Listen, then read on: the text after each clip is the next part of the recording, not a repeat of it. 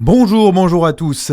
5 ans de prison ferme pour un homicide routier à Savigny-les-Beaunes. Les faits datent d'avril dernier. Un cycliste de 30 ans avait été retrouvé mort. Le tribunal de Dijon jugeait lundi le conducteur, un viticulteur, qui s'est rendu coupable de délit de fuite et de conduite sous l'emprise de stupéfiants. La victime avait 21 ans.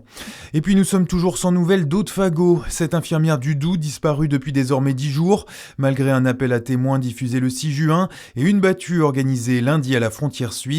Toujours aucune trace de cette femme de corpulence fine mesurant 1,56 m, aux cheveux bruns mi-longs et aux yeux marrons. Toute personne susceptible de fournir des informations est invitée à contacter le 17. L'actualité, c'est aussi le trafic ferroviaire qui est grandement perturbé aujourd'hui en Bourgogne-Franche-Comté. En cause d'une grève d'ampleur à la SNCF, les syndicats protestent notamment contre l'ouverture à la concurrence sur le rail français. Grève qui impacte un TGV sur 3 à l'échelle nationale et un intercité sur 2.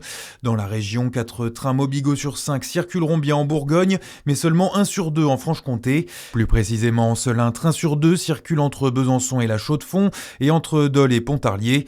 Un tiers des trains entre Dijon et Besançon sont également annulés. Autre ligne très impactée, celle entre Dijon et Bourg-en-Bresse, un train sur 2. En revanche, pas d'impact sur les Mobigo entre Dijon et Nevers et sur les lignes Dijon-Lyon et Dijon-Paris. Et puis qui vole les fleurs de Besançon ? C'est la question que se pose la nouvelle municipalité qui mène actuellement une vaste politique de fleurissement de la ville. Des plantes qui font des envieux puisque 80 d'entre elles ont été volées, notamment autour de la basilique Saint-Ferjeux. La mairie a annoncé hier son intention de porter plainte. Dans l'actualité nationale, le gouvernement directement mis en cause après la mort de Liana dans le Gers. L'avocat de la famille de la jeune fille a ainsi dénoncé hier soir les moyens accordés à la justice. Patrick Bruel doit être présenté à un juge ce matin à l'issue de sa garde à vue. Le chanteur et comédien de 67 ans est entendu depuis lundi pour des faits qui concernent 13 victimes présumées d'agressions sexuelles.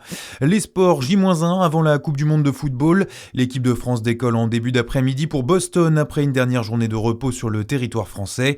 Michael Olise a brillé lors du dernier match face à l'Irlande du Nord. Ryan Cherki a également été très bon contre la Côte d'Ivoire. Mais les Bleus partent aussi avec quelques incertitudes dans leur valise. Baptiste Berthelin. Oui, à commencer par celle autour du capitaine. Kylian Mbappé n'a pas été très impressionnant lors des 2 dernières rencontres et c'est surtout son inefficacité qui inquiète.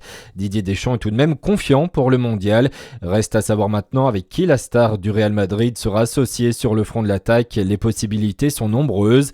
Et puis l'autre inquiétude, c'est la défense tricolore. La France a encaissé au moins un but lors de chacun de ses 5 derniers matchs. La plus mauvaise série pour les Bleus depuis fin 2022.